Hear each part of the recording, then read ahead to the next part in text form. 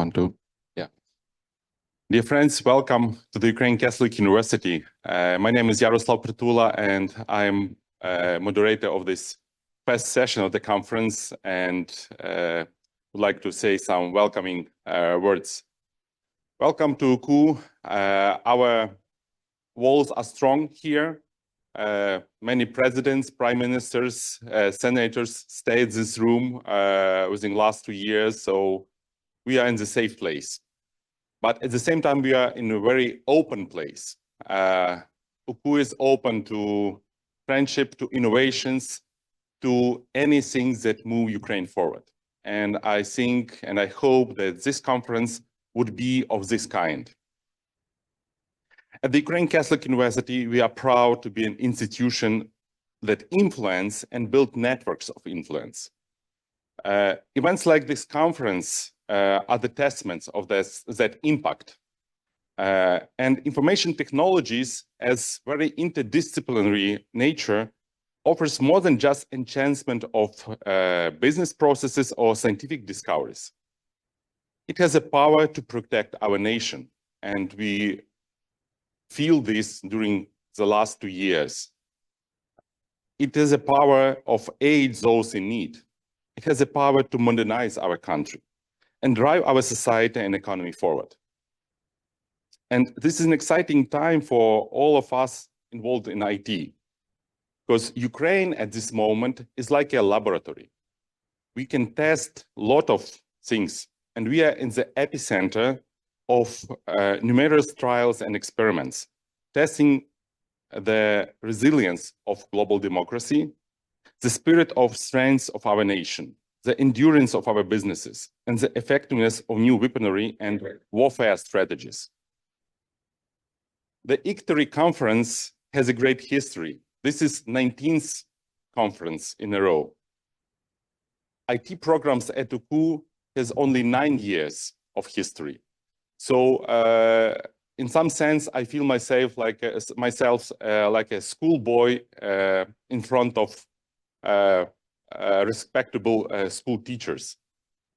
But anyway, I would like to tell you a little bit about our experience here at KU on developing our IT education, research, and industry relations. Because ICTERI is indeed about education, research, and industry collaboration.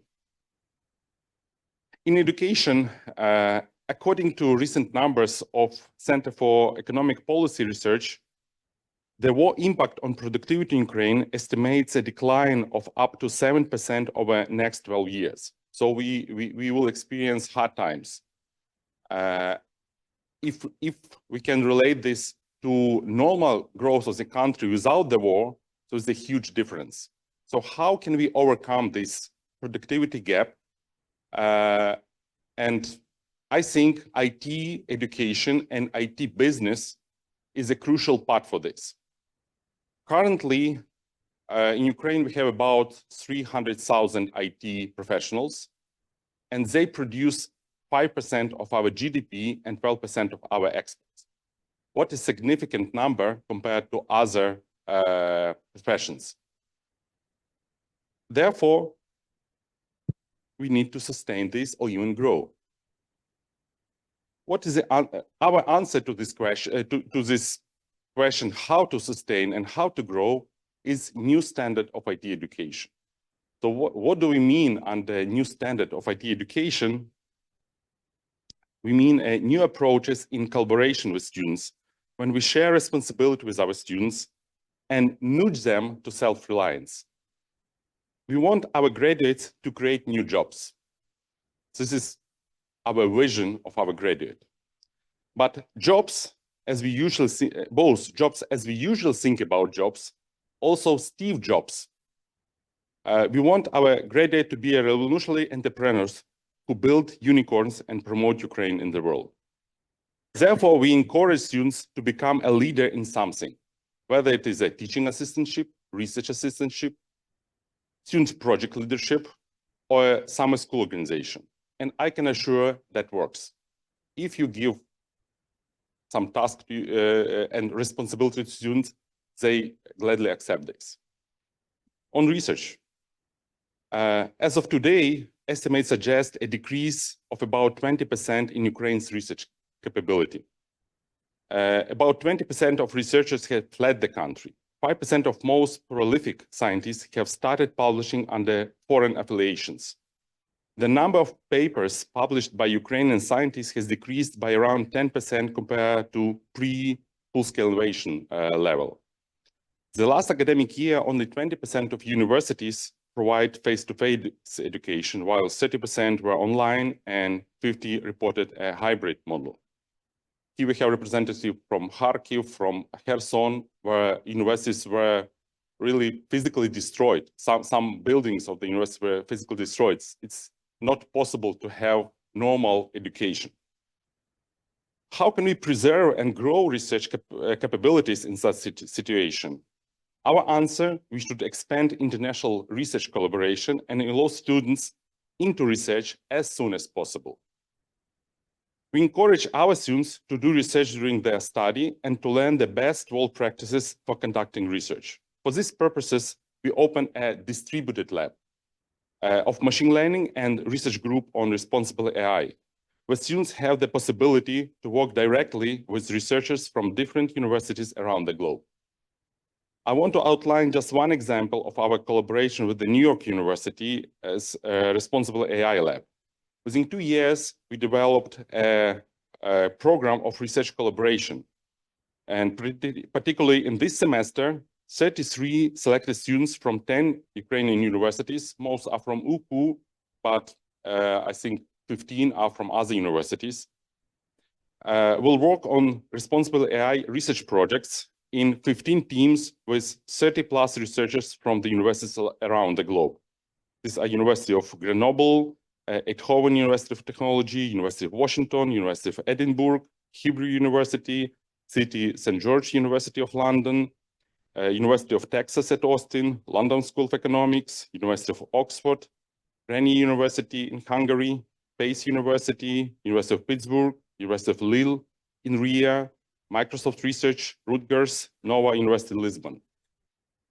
It is possible for one person, one teacher at the program to organize such a program with the help of our partners in New York University. As a result, we experience a significant increase in research papers and publication within the last 2 years. In industry develops fast. IT industry develops fast. Nowadays, with large language models and applications of this and uses for production, IT develops even quicker. Do we take into account all possible ethical risks of such situation? Just recall that in 2008, when we observed and experienced fast development of financial services in preceding years, we got a financial crisis. And this crisis was partially caused by unethical issues related to financial sector professionals. Can we now, with such speedy development of informational technologies, turn out to be in a similar situation? After 2008 financial crisis, the world learned a lesson, and, for example, all business schools introduced business ethics as a required course for their curriculum. My friend and one of the leaders of Stanford School of Engineering, Mehran Sahami, recently mentioned that historically, after hard computing, the importance of testing became evident, and that led to addition of quality assurance to the curriculum and to industry practice. Then design and user experience gained prominence and were also included into our IT curriculum. Then and now, cybersecurity is an important issue, and we all have courses related to cybersecurity. Ethics is now at the forefront, and we should include IT ethics as a required course to our curriculum. Yeah? Not only for students, but for professionals, it's a very important issue.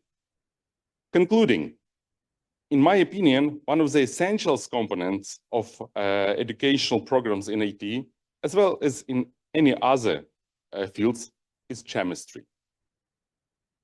Isn't it interesting? This is a chemistry that happens in the classroom, beyond it, in the library, and in the university laboratories. The chemistry that catalyzes interaction and builds sustainable trust within the university community. Where we can find this chemistry? Is there a fixed formula for such component, chemical component? Probably not. It is about exploration, experimentation, discussions, and dialogues. And I'm confident that this conference embodies such a discussion. I hope that you will experience the unique chemistry of UKU campus and UKU atmosphere during these days of conference. And I wish you productive work. Thank you very much. I also would like to thank all the organizers of the conference, especially Vadim. As yesterday, Alexander mentioned, the super general chair of this conference. Yeah. And I would like to welcome here Alexander Spivakovsky, my fellow co-chair, general co-chair, and a great speaker, a great contributor to Ukrainian education, whether in parliament, whether as a rector of Kherson National University. Alexander, floor is yours. Thank you very much. Thank you very much, Yaroslav, Vadim, everybody. Life is very fast change us, but we very fast change our life. That's why let me, first of all, share the small video presentation, welcome presentation with you. Please, Oля.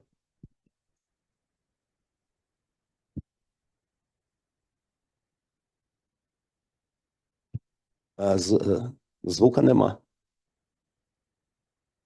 No. We need to turn. Good day, esteemed colleagues, guests, and participants of the 19th International ICTERI Conference. I am pleased to welcome the constant co-organizer and driving force behind ICTERI, Professor Vadim Ermolayev from the Ukrainian Catholic University, who is also an honorary professor of Kherson State University. Additionally, my sincere greetings to my colleagues on the program committee, Grigory Zholtkevich, V., and Karazin Kharkiv National University, Mykola Nikichenko, Taras Shevchenko, National University of Kiev, Heinrich Meyer, Alpen Adria Universitat Klagenfurt, Austria, and Mikhail Zavilaysky, Data Art, USA. I would like to express my heartfelt gratitude to our host, the Ukrainian Catholic University, to Rector Taras Dobko, and to the first Vice Rector Yaroslav Prytula. It is a great honor for us to be in one of the best universities in the country. The history of this conference, now known as ICTERI, began in Kherson in 2001 as part of the Tempest Project, Informational Infrastructure of Higher Education Institutions. I am immensely grateful to the co-founder of the conference, Vice President of the University of Nice Sophia Antipolis, France, Philippe Lahire. Until 2014, it was held exclusively at Kherson State University. In subsequent years, our conference was hosted by Lviv Polytechnic National University, 2016, Taras Shevchenko National University of Kiev, 2016, 2017, 2018, Kherson State University, 2019, 2021, V., and Karazin Kharkiv National University, 2020, and Vasil Stefanik Precarpathian National University, 2023. Due to the significant expansion of the conference's scope, it was decided in 2010 to rename it to the now well-known ICTERI. Over the years, ICTERI has featured renowned scientists from Ukraine and around the world, including Andriy Gurzy, Myroslav Jaldak, Valery Baikov, Mykola Nikichenko, Hryhory Zholtkevich, George Mallet, Victor Cordas, Philippe Lahire, Edwin Gray, Tilman Reuter, Gary Pratt, and Heinrich Meyer. This year, the conference's headline speakers include distinguished scholars, Professor Dr. Soren Auer, Director of TIB, Head of the Data Science and Digital Libraries Research Group, and Professor Dr. Atlas Wang, who leads the Artificial Intelligence Lab in New York. Incidentally, artificial intelligence is one of the most popular tags in the presentations to be showcased at this conference. This reflects the dynamic development of the conference as researchers are actively embracing contemporary trends and integrating them into their work. ICTERI publishes its presentations, main conference, posters, and PhD symposium in collaboration with Springer in its CCIS series. ICTERI Springer CCIS volumes are indexed by DBLP, EI Compendex, Mathematical Reviews, Esquimago, and Scopus. Submitted materials undergo rigorous evaluation by the program committee, which guarantees their high quality. Typically, less than half of the submitted presentation materials are accepted into the plenary sessions. The careful selection of speakers and the high quality of the conference materials contribute to its growing reputation among scientists, educators, and researchers. I wish all participants a successful and productive experience. Congratulations on the opening of the 19th ICTERI conference, and I am pleased to announce that an agreement has already been reached for the 20th anniversary ICTERI conference to be hosted by the University of Nice, Sophia Antipolis, France. The corresponding negotiations have already taken place with the university's vice president, Philippe Lair. Thank you very much. I am sorry. It's very lazy. That's why I use new technology. The main dream, not only to pass the next conference in Nice. The main dream to pass the after Nice, the next after next conference in Kherson, after win of Ukraine, after our return to Kherson. Thank you very much. Glory of Ukraine. Thank you, Alexander. And we'll continue with some statistics and description of the conference by Vadim Yermolayev and Igor Potapov. Vadim is here, so probably you will have a talk. Thank you very much. Igor is also here. I believe that you would like to say your introductory words, and I will continue to load you by the facts. Igor? Thank you very much, Vadim. So first of all, congratulations with successful event. I was very pleased that we made the event in Ukraine and so many participants are coming. And I think that it's a great pleasure to participate in the event. And I was invited as co-chair to the to run the conference. So I think that this is one of the most important idea at the moment in the modern science to have peer reviews events. And I think that the experience for Ukrainian participants to go through peer review is really essential mainly because it's allow you to understand the process, but also to see the value of your work and potentially the step forward to international publication and visibility. So I'm just saying only one extra sentence, and then I'll pass to Vadim. So mainly I also represent the organization which calls Science for Ukraine. We're running at the moment academic mentoring between UK and Ukraine, and I think that we will be pleased to see that we can support computer science development in Ukraine through the mentoring program. But I'm passing to Vadim now. Thank you. Thank you very much. I'm just trying to share my screen here. Okay. Oh, ladies and gentlemen, I will not use technologies. I will use my own voice. It's okay. This is just a slight piece of technology. I just want to start with saying that I do hate this morning because of the two valid reasons. The first reason is that this is perhaps the only day in a year when I put on my tie, which I hate to wear.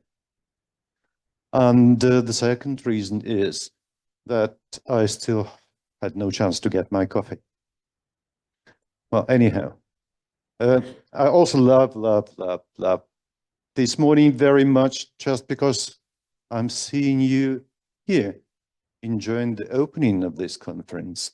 And I'm going to tell you a few words showing some facts and figures, which I do hope will make this conference successful.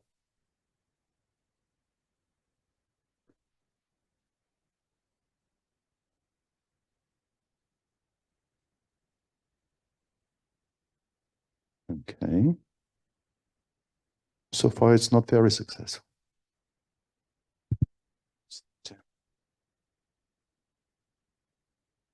Yeah, and my laptop as well. So, where is it? I just need to reshare the screen. Okay. Okay. Less technology, more robust.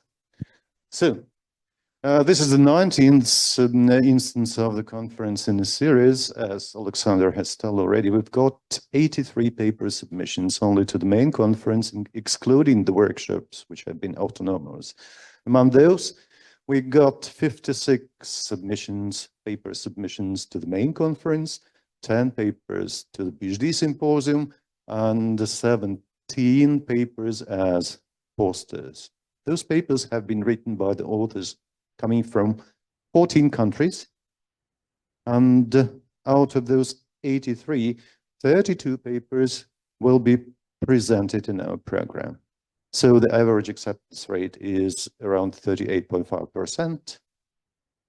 As for the participants, we're happy to let you know that we've got 140 something registered participants from 15 countries, coming from Europe, from Asia, from Americas, and around 50% of those people have registered to be present in person right here on the campus in the sessions of our conference.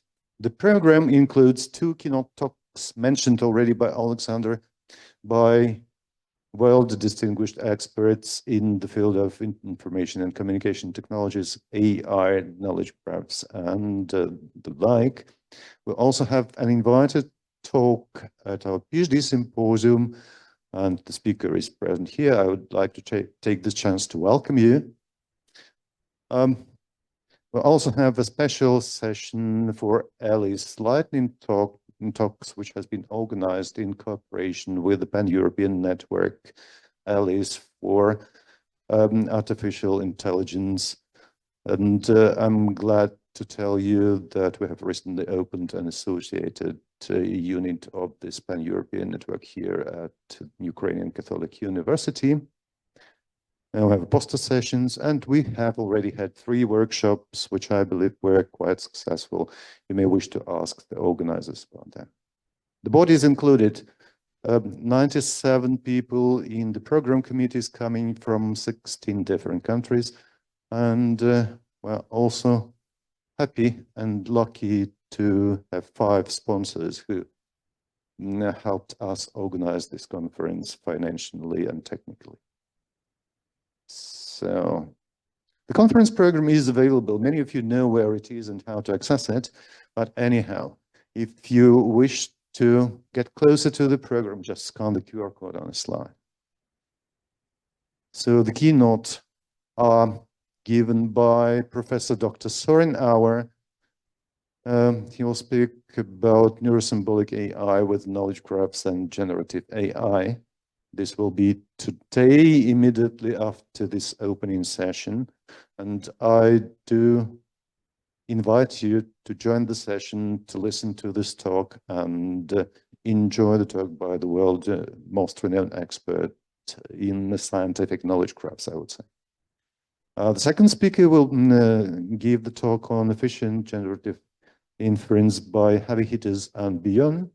Atlas will speak tomorrow afternoon, and this talk promises to be as interesting and valid for all of us as the previous one. As for the proceedings, there will be 1 volume published by Springer CCIS series, which will include the papers accepted for the main conference, PhD symposium, posters, and which is research in progress papers. The workshops published autonomously And if you wish to look at the proceedings by the workshops, just go to organizers and ask them. The previews of the proceedings are already available publicly for your use. Please follow this link or just use the QR code to get the access to the final versions of the papers, which will be published in the proceedings after some additional checks. So, a few words about conference socioeconomics. The main language of the main conference is English.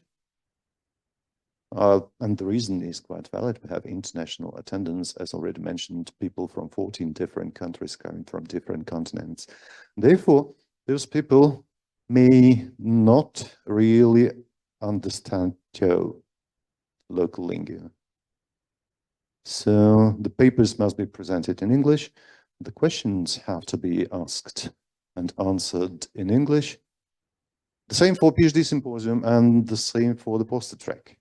Workshops are autonomous, so we do not really care which language they do choose, but I attended several workshops yesterday, and you know what? They all spoke English, just to be properly understood. There are also some pages having the QR codes like mine. This is just for you to come closer, ask for a permission, make the scan and get to the conference profile of the bearer of this badge. You'll get more information and get more context if you would like to talk to a person. So myself, I wouldn't object. You may not ask for any permissions, just come alone and scan. We also have a social program. The social program will include 2 meetings in the evenings of today and tomorrow, as explained in the slide. So we'll just enjoy some food and beverages and use this lovely time for discussions. Today it will be immediately after the poster session, which will be actually in the same lobby where the welcome reception and all the coffee breaks are served. We all have hybrid sessions here. Therefore, I would suggest that all the speakers use the Zoom interface just as an interface, as I do right now, to log in, to share your screen and present your presentation to the audience here, but also to all those who attend virtually and like to see and listen. We'll be also issuing the certificates in recognition and appreciation of your contributions to ICTERI 2024, which will be made available electronically after the conference to the authors of accepted papers presented at the conference, to keynote speakers, and to the members of all the committees we have here at the conference. So we wish you an excellent ICTERI conference, which would not have been possible without our sponsors, with the logos presented in the slide. And I would also like to extend the gratitude already expressed by the previous speakers to all the gang who has been preparing and working hard to make this conference a reality. Thank you very much. I'm happy to take your questions, if any.